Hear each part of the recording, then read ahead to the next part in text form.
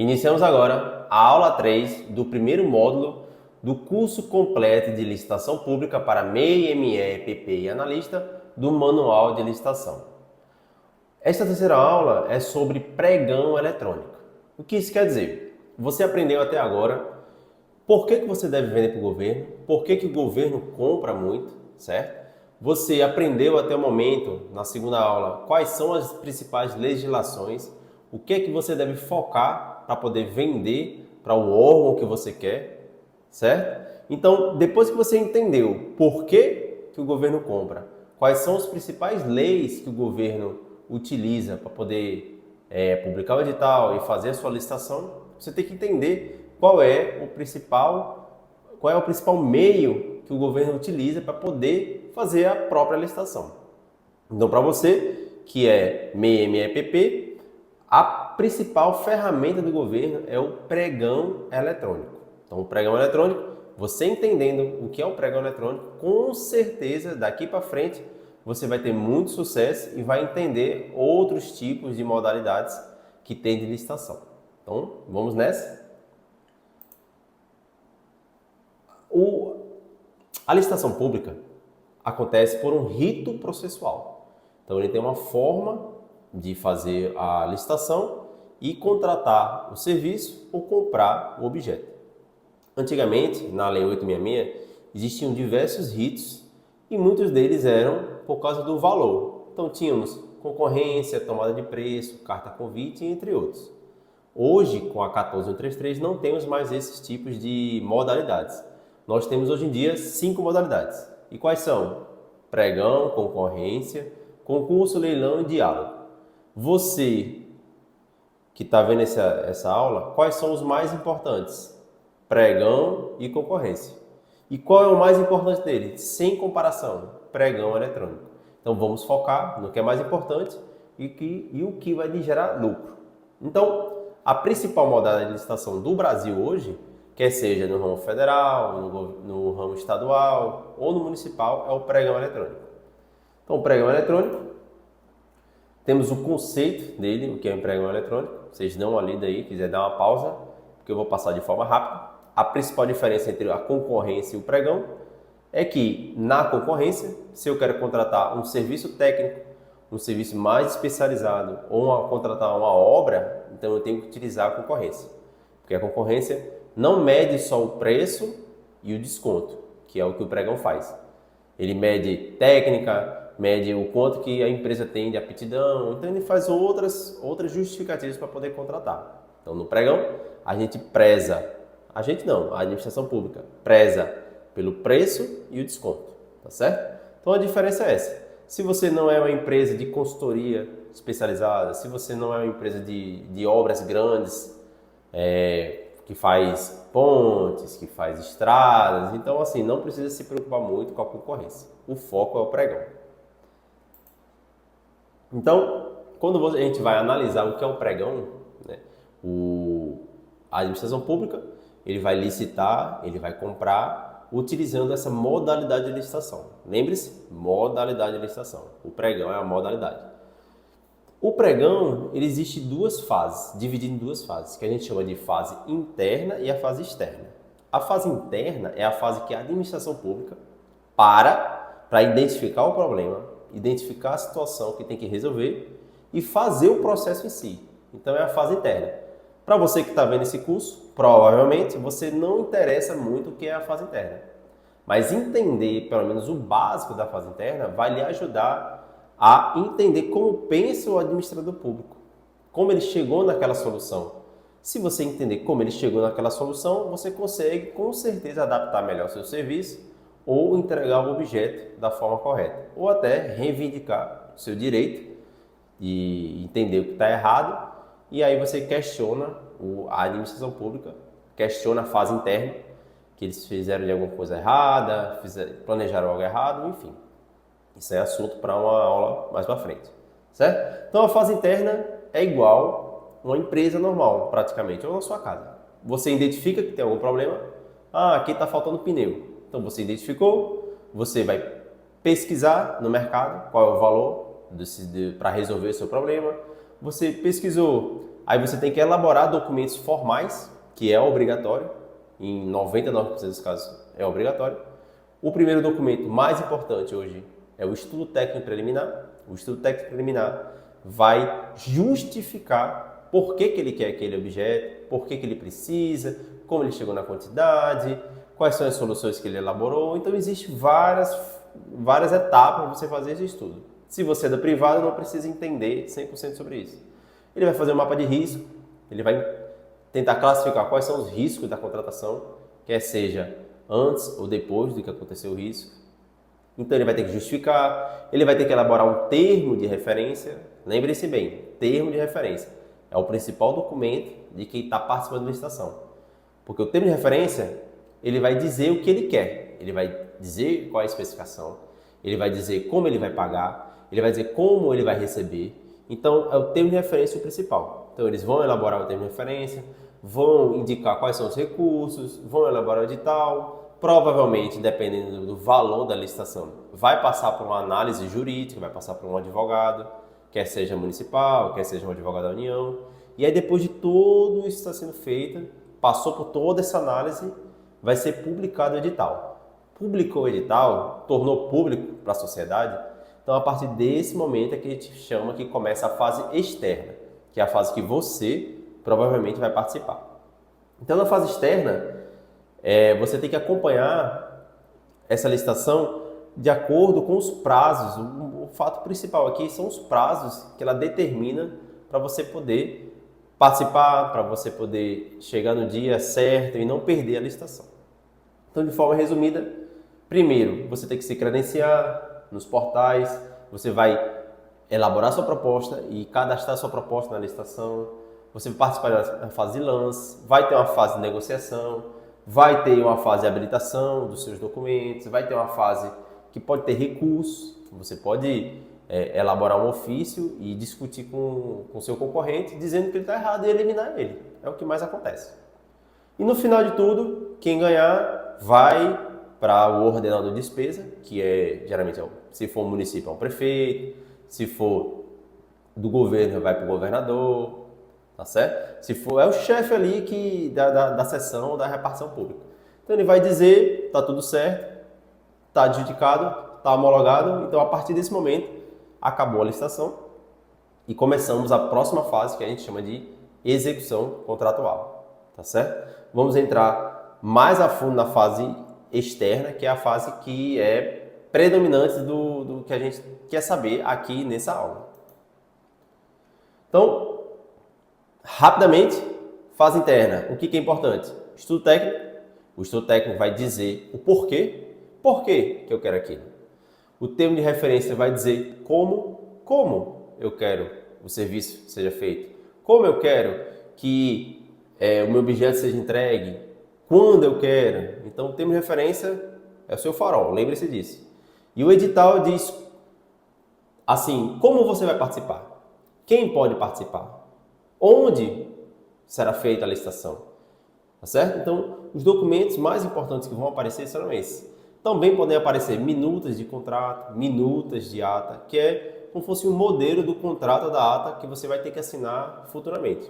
Isso aí também é muito importante, mas não é tão relevante nessa aula aqui de pregão eletrônico. Então, a fase interna, para você entender, é praticamente isso. Então, a fase externa, montei essa imagem, que é o ciclo da fase interna. Fase externa, que começa no credenciamento até a homologação. Então, vamos passar passo a passo para você entenda toda a fase externa, para que você não erre e entenda como funciona uma licitação pública. Então, credenciamento. O credenciamento acontece da seguinte forma. Toda licitação pública, principalmente o pregão, hoje é praticamente obrigatório que seja de forma eletrônica. Se ela é de forma eletrônica, ela tem que ter algum software, um perfil, algum site que comunique o licitante com o governo. Então, esse site que comunica o licitante com o governo, a gente chama de portal ou sistema de licitação. Hoje no Brasil, nós temos o principal portal gratuito, que é o Compras.gov. Compras.gov, ele é obrigatório na esfera federal, ele é optativo para a estadual e a municipal, mas muitos órgãos aderem ao Compras.gov, porque é gratuito, e muitos órgãos municipais também aderem ao Compras.gov, porque é gratuito. Então, para você começar a participar da licitação, você tem que entender qual é o sistema que aquele órgão público está utilizando para poder divulgar seu edital e fazer todas as etapas da licitação. Como no Brasil o principal é o Compras.gov, o credenciamento que você tem que fazer, que é um pré-cadastro, hoje a gente chama que é no SICAF, que é o Sistema de Cadastramento, que eu não lembro do resto, da sigla, mas é o SICAF. Aqui no canal hoje, na data que eu estou divulgando essa terceira aula, já temos uma aula gratuita de como se cadastrar no SICAF. Então, você se cadastrando no SICAF, você já pode começar a participar de licitação de forma gratuita das maiores licitações do Brasil. Certo? Então, existem outros portais. Temos o portal do Licitações Z, que a gente chama que é o portal do Banco do Brasil, mas vários outros órgãos também publicam licitação. Temos o BLL. Aqui na minha região, o portal de compras públicas é o melhor portal. Não o melhor, é o maior portal, principalmente os municípios utilizam mais. Petronect, que é da Petrobras, Licitanet, Siga, portal de compras. Se você for atrás, futuramente, não sei quando você está vendo essa aula, mas em algum momento eu vou colocar uma aula mostrando como você identificar o portal da sua região e de todos os seus órgãos. Então vocês vão ver que existe mais de 230 portais no Brasil.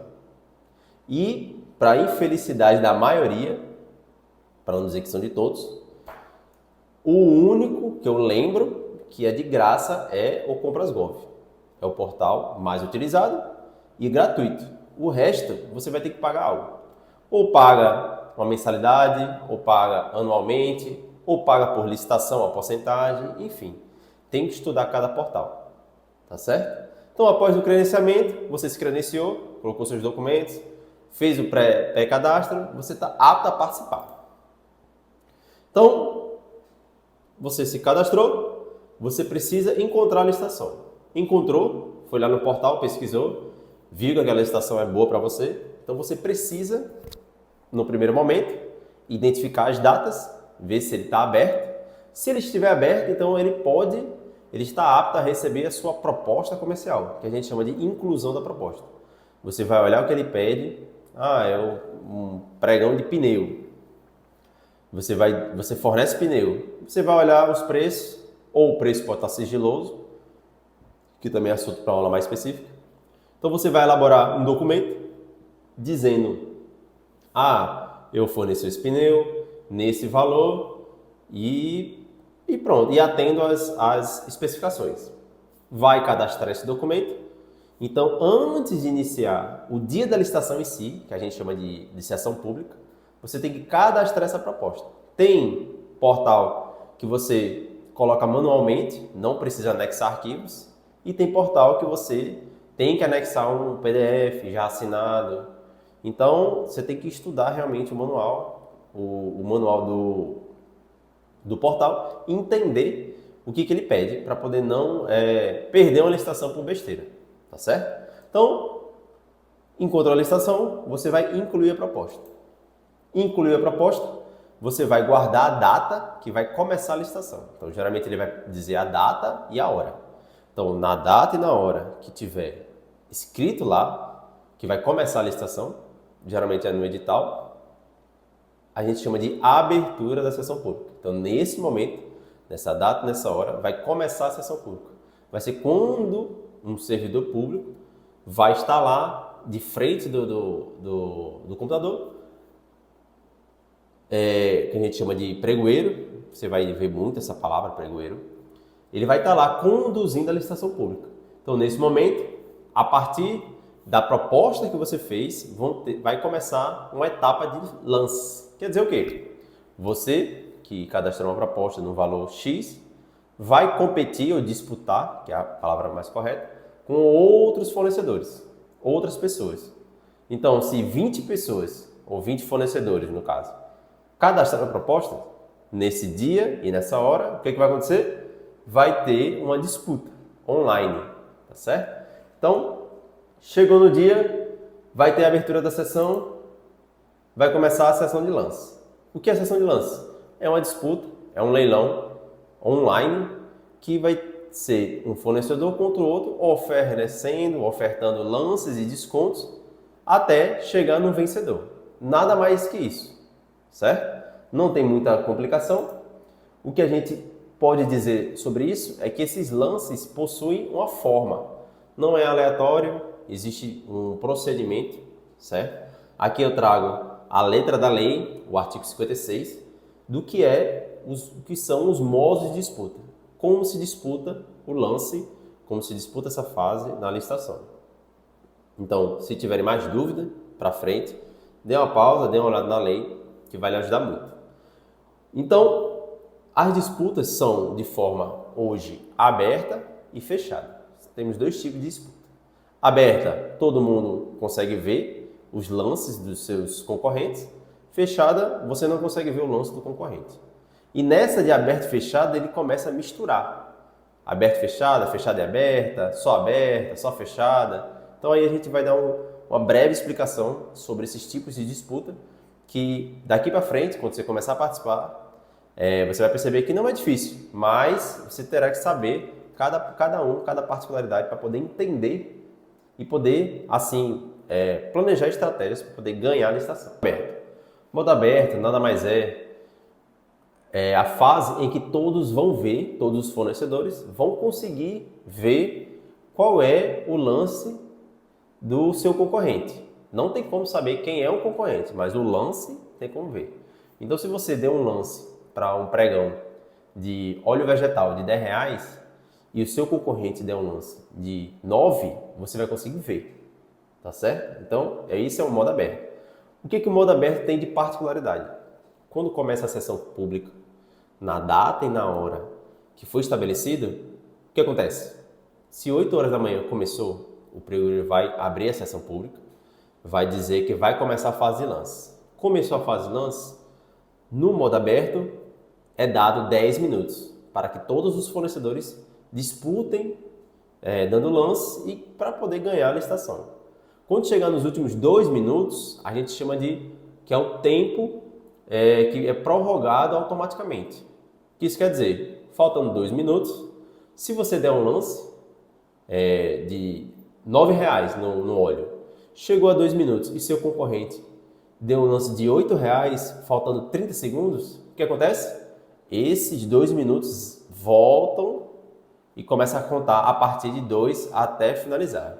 O que isso quer dizer? Enquanto houver lance nessa sessão, nessa fase de lance, dentre os 2 últimos minutos, esses 2 minutos vão voltando e voltando eternamente.